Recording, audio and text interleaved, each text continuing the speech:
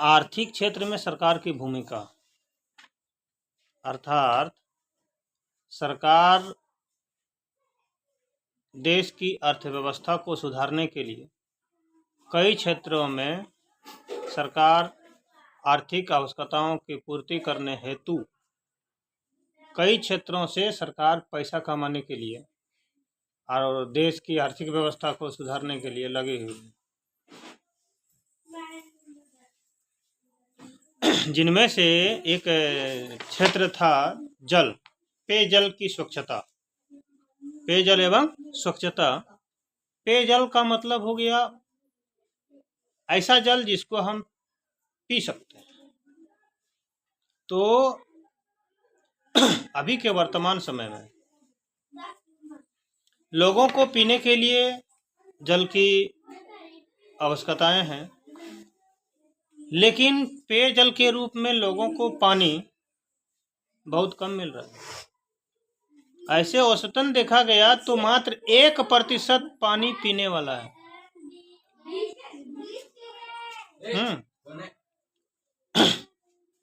ऐसे 1% मात्र पीने वाला जल है, और वो भी जल, पीने वाला जल धीरे धीरे नीचे जा रहा है। आज से 20 साल पहले हमारे आसपास के शहरों में, हमारे आसपास के इलाकों में जल स्रोत, भूमि का जल स्तर ऊपर था। लोग 5 HP का मशीन कुआं में लगा के सिंचाई के लिए उपयोग करते थे, और वह मशीन फुल पानी देता था, जिस कुआं का पानी हम लोग पीने में भी उपयोग करते हैं। लेकिन आज के वर्तमान समय में देख, 5 HP का मशीन क्या, टुल्लू पंप नहीं चलता है।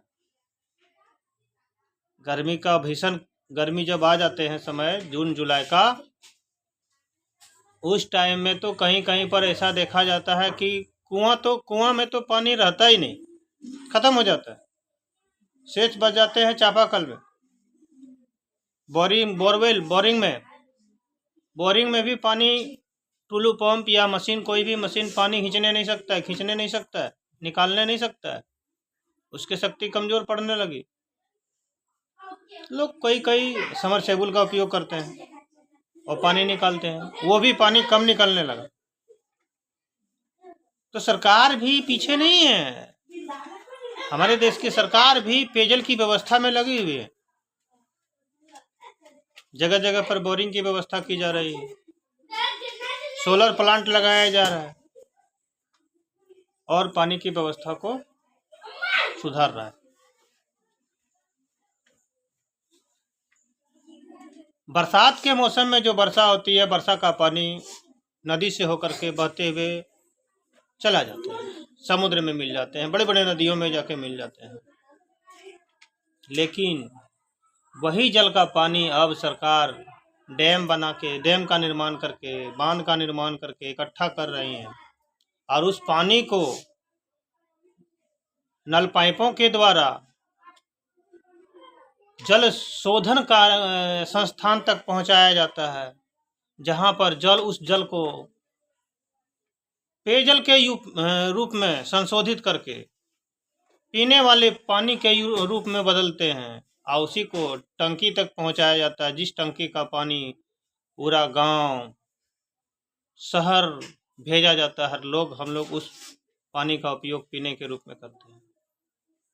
कहीं कहीं पर तो कोई NGO वाले, कोई संस्था वाले इसका ठेका ले लेते हैं, और जो है वो डैम का पानी, बड़ी बड़ी नदियों का पानी इकट्ठा करके जल शोधन किया जाता है, और उस जल शोधन को पेयजल के रूप में बदल करके फिर उसको जो है गांवों तक पहुंचाया जाता है, जिसमें से कुछ शुल्क लगाया जाता है। अभी हाल फिलहाल में हम लोगों के आसपास में पेयजल नल पाइपलाइन बिछाया गया, जिसमें सरकार के द्वारा कुछ वर्षों तक फ्री है, लेकिन कुछ वर्षों के बाद तो फीस लगेगा, शुल्क लगेगा।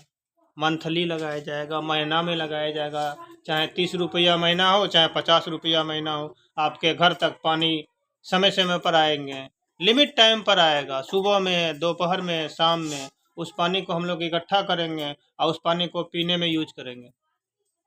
क्योंकि आगामी आने वाले कुछ वर्षों में ऐसा देखा जाएगा कि हम लोगों को रेगिस्तान के इलाकों की तरह भी हम लोगों के पास पीने वाले पानी की कमी पड़ जाएंगे। जिस प्रकार रेगिस्तान में, राजस्थान जैसे इलाकों में लोगों को पानी लाने के लिए 15 किलोमीटर 20 किलोमीटर दूर जाना पड़ता है और वहां से पानी लाना पड़ता है, जिस पानी का उपयोग पीने में उपयोग करते हैं। तो यह हमारे देश की सरकार हमसे बेसी चिंतित है कि जनता आगे वर्षों में, आने वाले समयों में उस पानी का उपयोग जो पेयजल के रूप में उपयोग करेंगे, वह पेयजल की व्यवस्था कहाँ से होगी, उसकी तैयारी अभी से कर रहे हैं। और इस प्रकार से सरकार जनता की भलाई के साथ साथ, जनता की सुरक्षाओं के साथ साथ देश की आर्थिक व्यवस्था को भी सुधार रही है। किस स्थिति पर? तो पेयजल की व्यवस्था के स्थिति पर।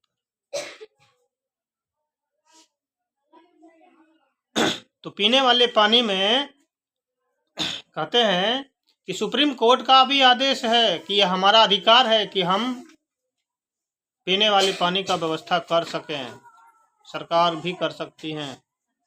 कहता है झारखंड के शहरी क्षेत्रों में पानी की उपलब्धता 734.35 लाख गैलन है, उपलब्ध है झारखंड में, जबकि पानी की आवश्यकताएं हैं कितना? 1616.35 लाख गैलन। इसका मतलब है कि झारखंड के वासियों को जितना पानी चाहिए पेयजल के रूप में, उतना पानी नहीं मिल रहा है। पता होगा कि 1 गैलन में कितना लीटर होता है पानी? लगभग 4 लीटर। 1 गैलन में लगभग कितना लीटर? 4 लीटर। इस प्रकार से देखा जाए 734.35 लाख गैलन। सोच लीजिए कितना पानी चाहिए, इतना पानी जो है क्या है, उपलब्ध है झारखंड में। लेकिन चाहिए कितना? 1616.35 लाख गैलन पानी की आवश्यकता है। इसका मतलब अगर आकलन के अनुसार से देखें तो हम लोगों को आधा पानी उपलब्ध है और आधा पानी उपलब्ध नहीं है। इसका मतलब है कि 100 व्यक्ति में 50 व्यक्ति के लिए ही पेयजल उपलब्ध है, 50 व्यक्ति के लिए पेयजल उपलब्ध। इसकी व्यवस्था सरकार कर रही है। हम लोग को भी प्रयत्न करना चाहिए कि कम से कम पानी का बर्बादी हो। अगर जनता भी, हम लोग, सरकार कितना मेहनत कर ले, और अगर हम लोग नासमझ की तरह कार्य करेंगे, बेकार का पानी बर्बाद करेंगे, तो तकलीफ तो हम ही लोगों का होगा। और हम ही लोग अगर मान लिया जाए उस पानी का संरक्षण करने का उपाय खोजेंगे, जितना उचित है उसी अनुसार से उसका उपयोग करेंगे, दुरुपयोग नहीं करेंगे, तो पानी का दुरुपयोग नहीं होने से पानी ज़्यादा दिन तक मिल सकता है, हम लोग उसका उपयोग कर सकते हैं। लोगों को समझाना चाहिए, लोगों को सिखाना चाहिए कि जिस पानी का उपयोग हम लोग नहीं करके उसका दुरुपयोग करते हैं, उसका दुरुपयोग नहीं करना चाहिए। क्योंकि जल एक ऐसा संसाधन है जो दिन प्रतिदिन घटता चला जा रहा है। इसका मुख्य कारण वर्षा का कम होना। अब वर्षा अभी के समय में अनिश्चितता पर चली गई। जब वर्षा होनी चाहिए थी तब वर्षा नहीं होती है, जब नहीं होने हैं तभी होती है, जितना होनी चाहिए उतना होता भी नहीं है। इस प्रकार से पानी का कमी पड़ता चला जा रहा है और हम लोग भी मानव उसका दुरुपयोग कर रहे हैं। तो ये आपका कौन चीज था? पेयजल और उसका संरक्षण, उसका बचाव किस प्रकार करना चाहिए, पेयजल किस प्रकार ज़्यादा दिन तक चलेगा, इसका उपयोग करना चाहिए। ठीक है, अब आगे दिन